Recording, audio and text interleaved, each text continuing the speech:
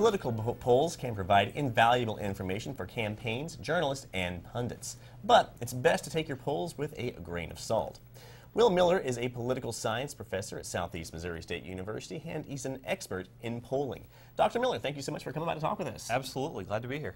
So, what is it that we should look for beneath some of these poll numbers that we see? And that's the biggest thing on polling in general, is making sure that as a citizen that you're looking beyond just the top line data that people are providing to you. The fact is that telling you that 25% of Americans think blank or blank or blank doesn't really give you the whole picture regarding what's making them feel that way. It's just, again, generic data. So tell us a little bit about some of the more dubious, I guess, polling techniques that you can run across. Absolutely. I mean, there's dubious ones that are still meant to be well-intentioned. For example, online polling. If citizens are choosing to go to a particular website and answer a particular question, and then a news organization is presenting that data as being legitimate, there's obvious questions there. The person who's chosen that website to go to, the person who's chosen to take the poll, the person can easily go through and delete cookies off of their browser and vote and vote and vote and vote. So there's a self-selection bias there. On the other side, you have the idea of push polling, where different groups are trying to push information rather than doing generic polls.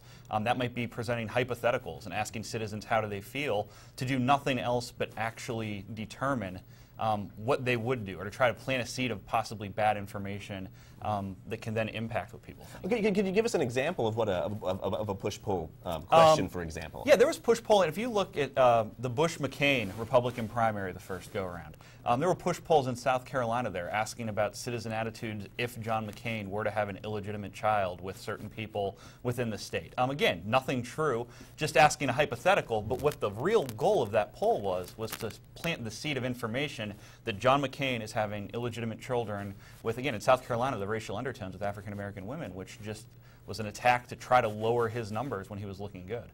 What about margin of error? When we look at the margin of error, this is something that can easily be glossed over, I think, for the casual news consumer when they see a poll. Yeah, absolutely. The margin of error is a big deal that people tend not to focus on.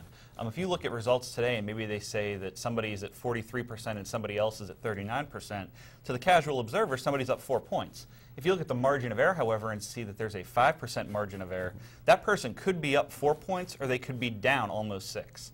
Depending on which way you go, because the numbers fluctuate in both directions. And obviously those type of polls can be used by campaigns to show that their support is rising, or that that support for their opponents is falling. Yep, absolutely, and they are used like that regularly. We see it, especially today in an election cycle.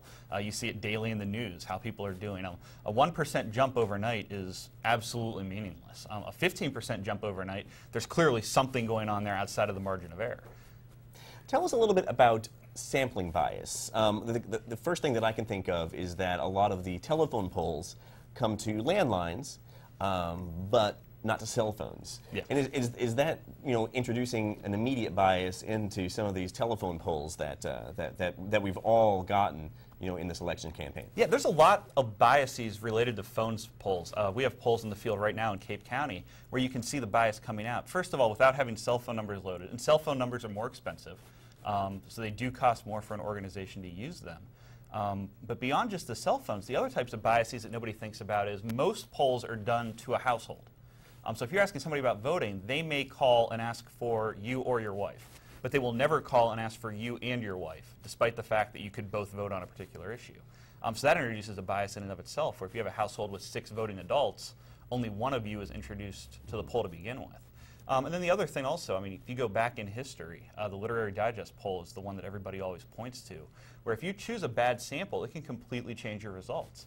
We looked in the Literary Digest poll in 1936, and they said that FDR was going to be completely obliterated in his presidential election, and it ended up being the exact opposite, because they were polling individuals that owned cars or telephones, which again, at the middle of the Depression, wasn't a lot of people, and those that it was were going to be more likely to vote Republican. So it's not an actual accurate sample. And those biases are still in existence today. That self-selection bias with the website polls is a perfect example, where citizens are self-selecting and choosing to go to that site, choosing to answer the question. The people who answer questions typically, when they're not forced to, are the people that have a strong opinion either way, so you don't get the actual opinion of the citizen at large. Now, perhaps a candidate has a poll that was conducted, well. It wasn't a poll that was looking for certain numbers, but the numbers don't come back the way they want it. Does this happen to where he'll get his numbers and then he, packs it away in the basement behind like the box full of cassettes and like parachute pants or something like that? Yep, and that's one thing in terms of the reporting of poll data that's important to look at. And I can give you a very relevant example. We had a poll that we conducted about 2 weeks ago, and the data was not what we would want to go public with. So what we ended up doing is instead of presenting the top lines, we dug down and finally found a few positive little nuggets of information.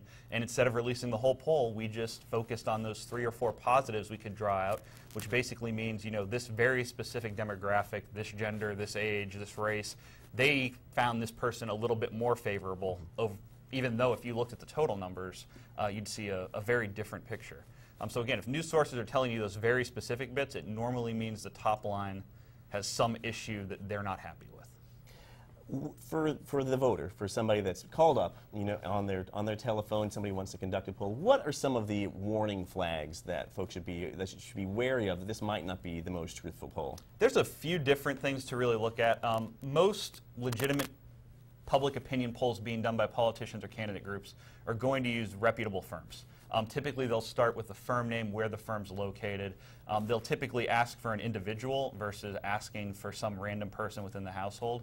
And then also, a lot of the questions early on will tell you what they're really looking for. You can recognize a push poll question if they start asking you questions like, if so-and-so did blank, how would you feel? If so-and-so did this, how would you feel? If you're getting those types of questions, somewhere underlying there's a push poll somewhere in there. It's just those hypotheticals that cause problems. Now, we've been talking a lot about the shortcomings of polls, but real briefly, overall, are polls pretty good? Absolutely. On average, if we look at presidential races, congressional races over time, polls do a good job. And they definitely provide information. If you go out and put out a poll and you find that 80% of the people that you've surveyed favor somebody, maybe it's not really 80%, but you at least know there's some data within there. So public opinion, I'm a pollster and a professor of this, and obviously I wouldn't go into that line of work if there wasn't some use to it, but the problem is citizens get so entrenched in wanting to believe the numbers that they don't always look at the possible downfalls. Will Miller is a political science professor at Southeast Missouri State University. Dr. Miller, thank you so much. It's been great talking with you. Absolutely. Thank you. And thank you for joining us today on Cape Chronicle. The show is produced by the Department of Mass Media at Southeast Missouri State University. The show's executive producer is Jim Dufek. I'm Jacob McClelland. Thanks for watching.